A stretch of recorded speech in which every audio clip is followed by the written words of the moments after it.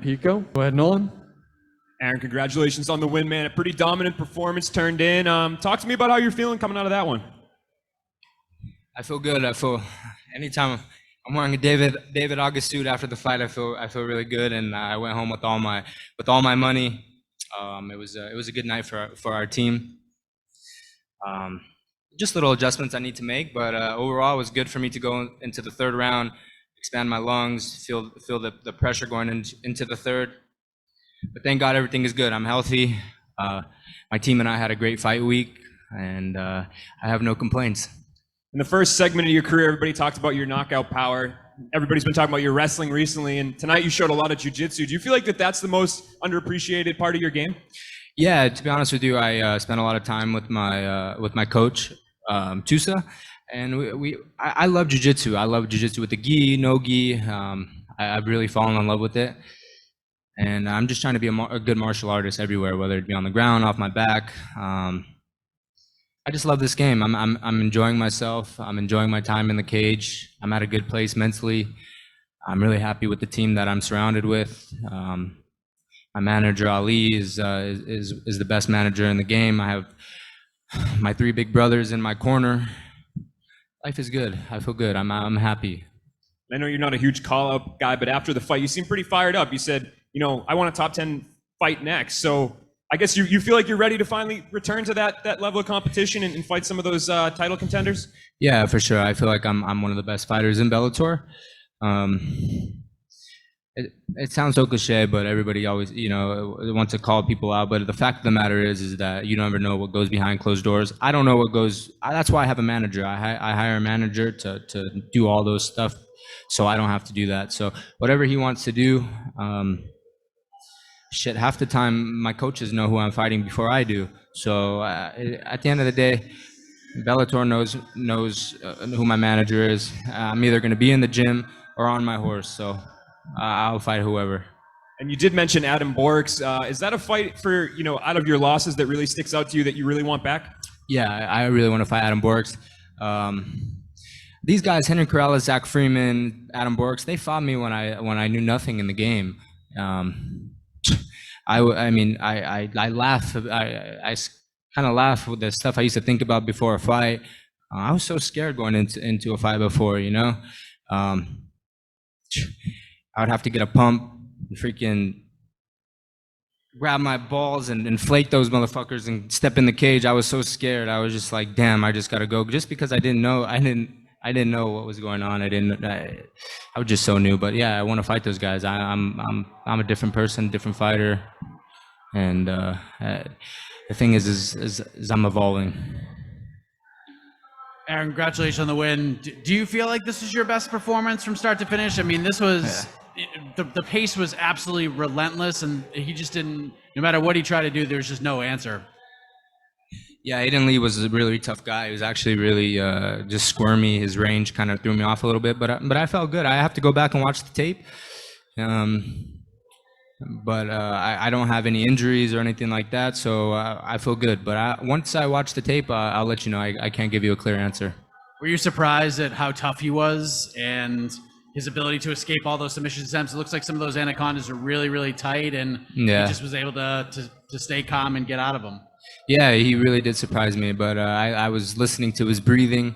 In the first one or two rounds, I knew I had to let go of it because he wasn't. I could tell he was breathing a little bit, but then the third round, I knew his breathing is getting thrown off, so I just a little extra squeeze and I got the tab. But like I said, hats off to Aiden Lee. He's one of the tough guys. He's gonna give even guys in the top 10 some problems. But I'm just happy I got the win, and just part of my development. I'm only 24 years old, and just keep progressing. I'm having the time of my life, honestly. Like I'm having a lot of fun. I have my eyes a little bit messed up, my body aches a little bit, and you know what? This feeling is good. I feel like I earned my money tonight, and I got my whole paycheck. I get to pay my coaches the whole paycheck too. That their percentage. I'm just happy. Everything is just so good. We won our money tonight. And last thing for me, you said that in your earlier fights when you fought Freeman, you fought Borch, and you fought some of these other guys like Corrales, you were scared, like you felt scared. Like, what does it feel like now before you get in there? Like, are there still nerves? Is it like a completely different feeling? Like, what goes through you right before you step in there? No, of course I'm nervous. It's something that I really care about. I want to succeed and I want to do good. I want to prove to myself that I'm one of the best fighters. I want to prove to my coaches all the work that we've been putting in. It's going to pay off. But when I say I was scared because I didn't really know anything on the ground. I didn't know, but I just didn't know what to expect. Now I know I have protocols from the top. I have protocols from the bottom. I have my rhythm changes. I have different punches, different setups. I'm a different fighter, but I'm learning. I'm not saying I know everything, but I'm just, I just keep saying I'm at a good place mentally. I really am. All right, we'll take a couple more here. Giancarlo? Hi, Aaron. Congrats on the win tonight. Just to touch on that, where you were talking about there being nervous going into fights, and what is maybe something that your training partners or even your coaches have done to help you mentally prepare for these fights as opposed to earlier on in your career that's helped you be more composed in that? The question is what's something that my coaches have been telling me during or training partners to help me get through this camp? I'm sorry, it was hard for me to hear. Oh, sorry about that. Yeah. Oh, mental aspect. You know what? Just to stay in the process and yeah, that's one thing I always say, and I've said it every time in interviews: is not too high, not too low. Stay in the process and control what I can control. And you know, the past is the past, and I'm just looking forward to the future. Gabriel? Aaron, it's Gabriel. On the wrestling, talk to me what that feeling is like going through the fight, because I'm assuming you feel fantastic because you keep getting the takedown. But was there ever any frustration? Because obviously he was also able to get up repeatedly. Yeah, that's something that, I don't want guys to get up. I have to go back to the drawing board with the coaches and make sure I keep the opponents down. Hey, but it's a fight, and then things happen, and it's just good for my development. Now I know I have something to work on. I was talking to Greg. He said, "Well, if I just went out there in the first round and knocked him out, we wouldn't really know anything to work. We wouldn't really have anything to work on." So now I have a sense. I have a direction. I have pros and cons in the fight, and it's going to help me become a better martial artist in the future. One or two more here. Santiago? Hi, Aaron. Congratulations on a spectacular performance.